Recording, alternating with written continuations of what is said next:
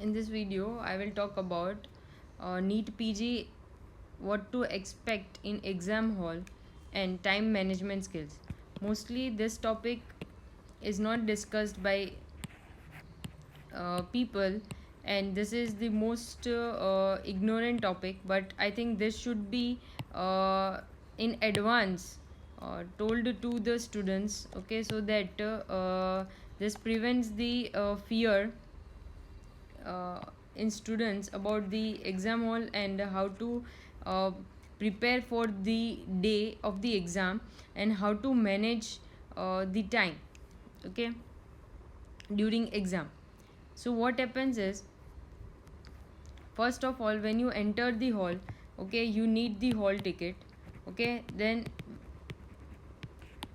after you show the hall ticket, you will be allowed to enter, okay. That day you need to wear a decent clothes, okay, and there should be no extra pockets, and you should wear uh, mostly chappals, okay, or sandals, and try to avoid wearing shoes.